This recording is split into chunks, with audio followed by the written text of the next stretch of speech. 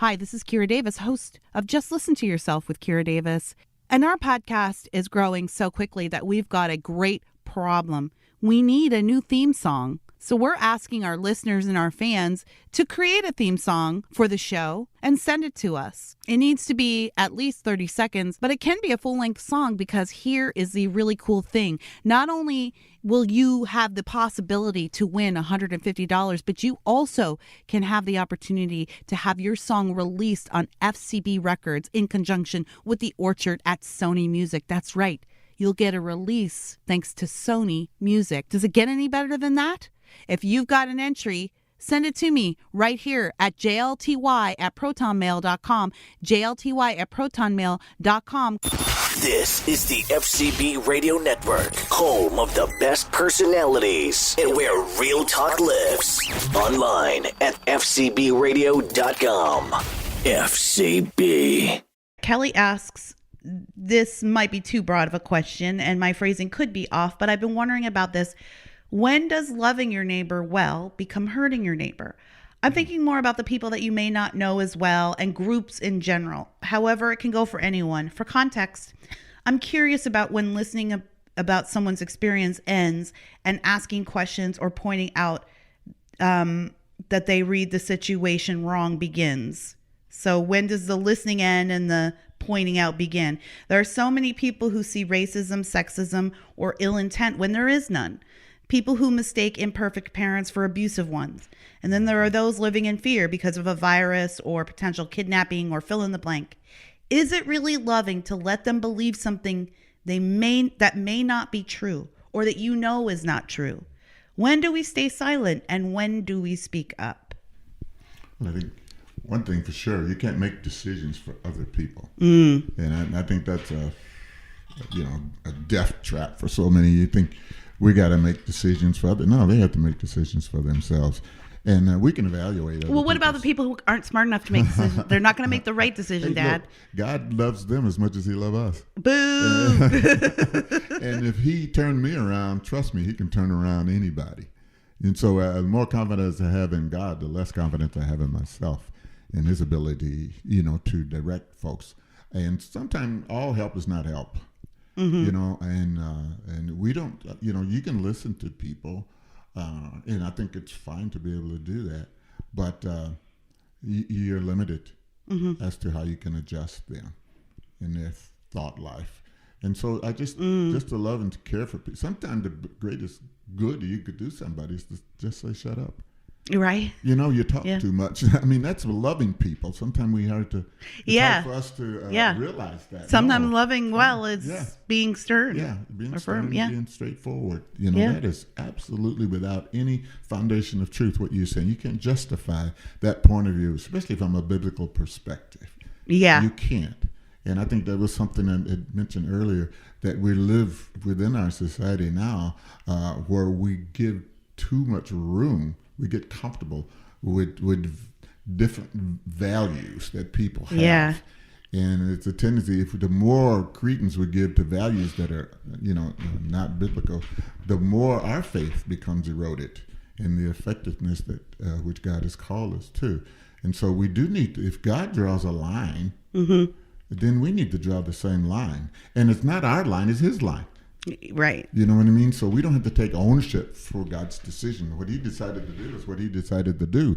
Our point is to believe it and say, I think there's some merit in it. I might not understand at all why, but he doesn't owe me an explanation. Yeah. If he hates sin, then I think the best thing for me is to hate sin too. Yeah. And scripture clearly says he's angry at sin all day long. And so therefore, for me to adopt the attitude that embraces sin is to go directly in conflict with the revealed will of God. I think we've seen with all of this COVID stuff, I know for myself, because my job, my brand really is about hearing all points of view and being able to argue reason and logic, but also there is a discernment. I tell my listeners this all the time. You have to be discerning, so you have to know when it's time to be listening. But sometimes it's not, listening is not, it's over. It's done. Yes. And I think in this past year, I think that's where I'm at, to the point where I wanted to give people all the space they needed to deal with this virus and the fear that came with it and the hysterical headlines and then the election and all of that craziness. But after the election, particularly in January when we were getting banned and work was like very hectic, I had a moment where I was like, there is a line and I have reached it. Yeah. And sometimes it does mean being blunt. Yes. No, what you think about this is actually wrong. Yeah. And I think we need to be doing more of that politically. I think it's time for Christians to start doing that politically, to be honest with you. And for those of you in other faith traditions who are of very traditional backgrounds, yes. I think it's time for you to do the same. Yeah. I do think we've reached a line in the sand, and the line's going to keep getting pushed back unless someone holds the line. Mm-hmm. Hopeless or not, I don't know, maybe, but it just, you got to do what you got to do. Actually, it's our only hope. Yeah. It's our only hope is that we can reinforce the eternal truths that we have been handed down to us throughout the ages, and so therefore, if we divorce ourselves from those, then what do we have? If we don't hold these truths, as the declaration says, yes, we hold these truths, yes, and so the biblical truths. I mean, even you can translate some of it over into the secular format. There's certain things I need to be responsible for me and my house and my family. Yes. I can't make a demand on you to take care of my family and my children. Yeah. There's no justification in that. You don't owe us. Right. You work and you provide for your family with your labor and your sweat. And so for me to come along and demand that you give me, out of your own sweat, that's wrong. Mm-hmm. And it's really not serving to you demand it, right? Yeah, to demand we give it freely, absolutely, right, as a service, yes, to God. Yes. But yep. And again, if you're serving man and not God, then that well's going to run dry really soon. Quick. Yeah, I do think also I get this a lot, and I think this is why people. I make a lot of friends. You know how I am. I make a lot of friends wherever I go. But one of the things that people say to me is, "Oh, she's so blunt." Yeah. She's so, no, it's not as fun as it sounds. It's not. I can ask my husband. It's not as fun as it sounds, but it's a good party trick. And but I do think that people are starving for clarity these days. Yeah. And I am one of those people that even my whole life, even before Jesus and after Jesus, I've always hungered for clarity. Yes. And I hate confusion and I hate indecisiveness as well. Those are things that really bother me. And so I always feel like I'm doing people a favor. It's not always a favor, and I understand this is a blessing and a curse. But I always feel like I'm doing people the favor by being blunt, by offering clarity, and people respond to it so much these days that it makes. I don't think I'm particularly talented at it. I just think that people are starving for clarity. This is a yes. And this is a no, and this situation you have yourself in is wrong, and you can get yourself out if you make the decision XYZ. Yes. Yes. It gives hope. I think clarity always gives hope. I mean, I don't know if you ever drove down a road that is foggy and you can't see. Yeah. You know what I mean? You're very cautious. You can't go fast. You're insecure. You're shaking. You're tense. You're sweating. But as soon as the fog goes away, all of a sudden there's a confidence to proceed.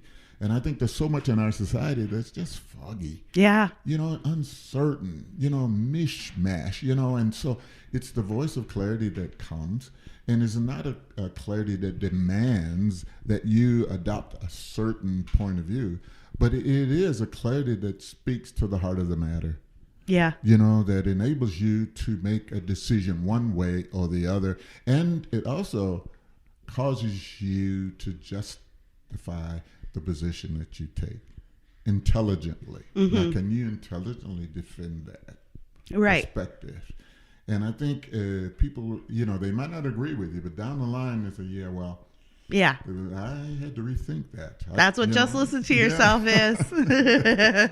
That's what it is. It's you need to be able to defend your ideas, and some of our ideas are indefensible. Yes. And that is why you get upset when you pushed, or that is why you feel very sensitive when people talk about your relationship with your boyfriend or your husband or your best friend that's toxic, because you can't defend it. No, and so you've got to obscure it. But yeah, that's what I want for my children, is I want to offer them clarity.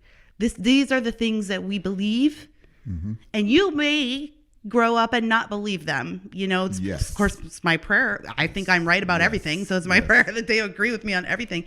But you must be clear on something. My daughter asked me the other day if she had to finish high school.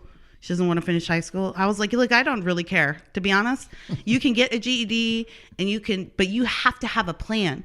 You can't just do whatever you want and hope things are going to work out. High school is a plan. If you can show me a better plan, I'm for it. Yeah, we support it. Yeah, but be clear. Yeah.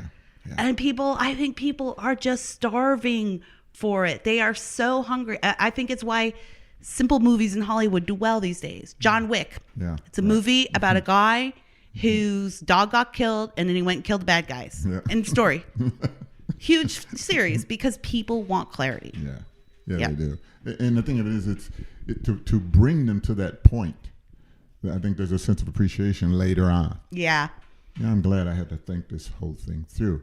And they develop, it's either being dependent on other people and outside approval enforcers and so forth, or it is thinking for yourself and say, wow, and you find within you a vast wealth of wisdom and insight that you didn't even know was there, because you begin to look, I can make a clear decision. And you know what I mean? I don't have to go along with what everybody else is doing because I'm afraid of how they might, react to it. I might not be accepted any longer in this group. And so I tend to stuff down what I really feel. No, I really don't agree with this. But, we tend to go with it because our culture say you don't want to be, a hater. Yeah. Don't want to be rude. Yeah, or you're a bigot or whatever. But if you can say with purpose, I believe X, but Y doesn't count. I do think a lot of people appreciate that, and I think the other thing you have to risk is the wrath. Yeah. Oh yeah. And that's what a lot of people don't want to risk. No, they don't. They want to risk the wrath of people. This is how a lot of people parent these days. Yeah, it is. Next time I come out, let's do an episode on parenting. Yeah. People don't like conflict. Nope, they don't, and they don't want it with their spouse, and they don't want it with their. I had a friend who was bragging about her that she once never fought with her husband, and I was like, well, that's not good. No. I mean, I guess you shouldn't be like beating each other up, but to me, that says you're not communicating. Yeah. You're not being honest. Yes. You're really not being honest. And conflict, like I said, conflict is good. Yeah. Because it helps you to develop a wider sense of understanding, perspective. You know what I mean? Yeah. And you're not so thin-skinned. You're not reactionary. Yes. Because it's hard to live with somebody who is a reactionary, who don't give you an opportunity just to, can I just say that I don't agree with you? Yeah. Yeah. I might be that person. I feel very convicted. I might be that person. Your son might have some stories, but anyways, we're not going to talk about that. This is my podcast. Right. I think one of the things my wife is, she says, Vic, I need to talk to you about something. Well, right away. Stomach, a man goes to thinking, what did I forget to do? I know I probably left something unsaid or something undone, and she's going to lower the boom on me. But it makes you grow up. It makes you give more attention to the things that's important to her along the line. Yeah, we can coast. We can just run right over folks. Oh yeah. But once we live with people, we can't. We're not allowed that privilege. Yeah. We need to be considerate, and we need to be kind, and we need to be able to give and to take. That's that they're a gift to us too. Yeah, I think that's my struggle too. Is my personality is so strong that I often have to be reminded, or need a tap on the shoulder, that it can be intimidating, and to make space. Again, just listen to yourself is a way for me to practice that too. And it's something that you practice. If you're like me, it's something that you practice. Just like if you're super quiet, maybe you practice being a little more vocal. It takes practice. Couple more questions before we go. Rev JC says, why do you think the Black community, which overwhelmingly identifies as Christian, and I believe the number is about 80%, which I think is a lie, I think it's higher actually, freely endorses politicians and celebrities that seem morally bankrupt? So recent examples would be Cori Bush, the Congresswoman, I believe she's from Missouri, Raphael Warnock, of course, from Georgia, Cardi B, Kevin Hart. Kevin Hart's so random. I don't know why. Why did you say Kevin Hart, Rev? Is it because he cheated on his wife a couple times? It was just such a random ad. But yeah, anyways, you get his point. Why do you think that we as a community tend to embrace a lot of entertainment figures that live these lifestyles that really aren't glorifying to the church, but yet the church is very important in the Black community, and God has been very important to our experience as a community? Yeah. I think it goes back to what I said earlier. We get increasingly comfortable, with different values, and we don't draw a distinction between the value that is God honoring, biblically based, or culturally relevant. So things which are culturally relevant, we tend to fall in line, or we have to defend this brother or sister because they are Black. And they represent, to speak against them is to denigrate. That's the word. The culture, but what is at stake is not the culture. Is that our culture, though? Really? Kingdom. Yeah. It's the kingdom of God, but we don't. We don't. And it grieves me to have to say it, but so much of the religious services or groupings, they're not really biblically based. They're not upholding God's truth. And they have become comfortable with the mix. Yeah. And so on the altar you find a little bit of everything. Yeah, definitely. And not Christ. And so Christ don't share space with anybody else. Well, some people have a big problem with that. Yeah. Well, I think that's interesting because I have always said this.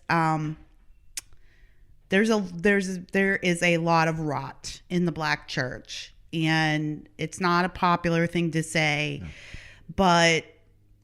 And we could, we could do a whole episode on why that is and have the historical reasons for. I think for me, one of the things I think happened is that in the early 40s, 50s, 60s, the only power that Black people had was in the church. And so it became a position of power or community influence rather than, it was almost like that in the Middle Ages and the UK, right? Like serving as a pastor or a priest was a vocation, not a spiritual calling. Right. It was literally a career path. And it's the same way for a lot of Black churches. But one of the things that has always set you apart from maybe more what we would think of today as many typical Black churches is that you always have refused to preach politics from the pulpit. It's against the law. And so you've honored that. One of the very few pastors who does these days.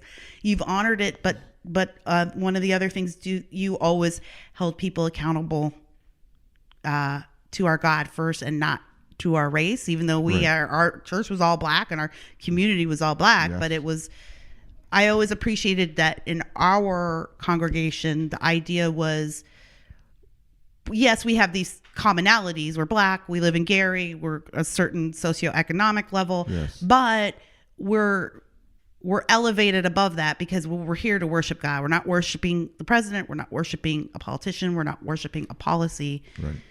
And how do you look at your job from the pulpit as it pertains to how Christians should be thinking politically? Politics are becoming more and more divisive every day. My name is Colin Jackson. I'm the co-host of Not Another Political Podcast, where we reject popular opinions and prioritize solutions over partisan dogma. Download Not Another Political Podcast on iHeartRadio, Apple Podcasts, or wherever you get your podcast entertainment today.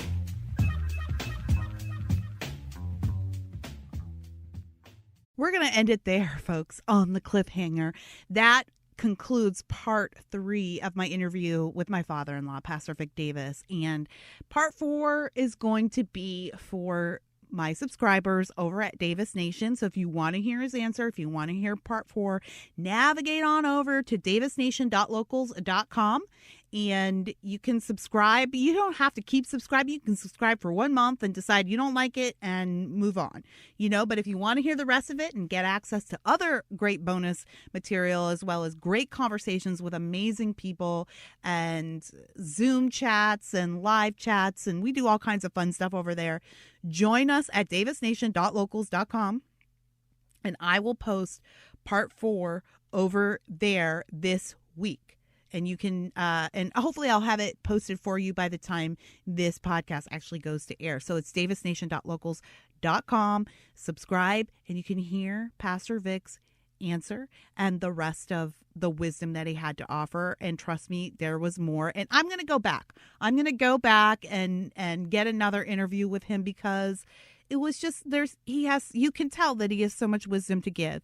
And I don't know.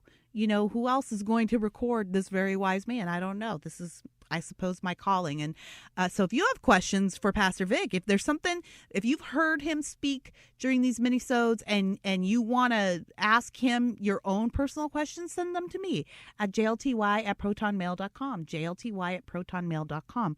And then, of course, don't forget that we have our song contest, our theme song contest that's going on. I'm extending it. I know the ads are saying right now, until April 30, but I'm going to extend it because we're actually getting some good entries, and I want to give some people a bit more time to get theirs in. And if you want to send more than one, by all means, don't feel like, oh man, I had a song that I was working on, but I wanted to meet this deadline, and I wish I'd had more time to work on this other one for her. Send in 2, send in 3. Like, there's no limit on what you can send me. And you can send that to JLTY@protonmail.com, and the winner gets $150, but that's just kind of the little consolation prize. The real prize is you'll get an official song release at the Orchard at Sony Records. Yeah, a Sony Records release. I mean, you can't beat that. So if you're musically inclined, or you know someone who is, and you want to try your hand at writing a theme song that may live on a very popular podcast for many years to come, hit me up. See what you can do. And I want to thank everybody for subscribing. I want to thank everybody for all of the positive feedback on this mini-sode series with my father-in-law. Next week, we're going to have comedian Lou Perez. He's going to join us for our mini-sode next week. So you don't want to miss that as well. Lou's a good friend of mine and a funny guy. And we talk a little bit about a lot of stuff. So join us then. Until next time, don't forget, every once in a while, just stop and listen to yourself. The FCB Radio Network. First class broadcasting worldwide.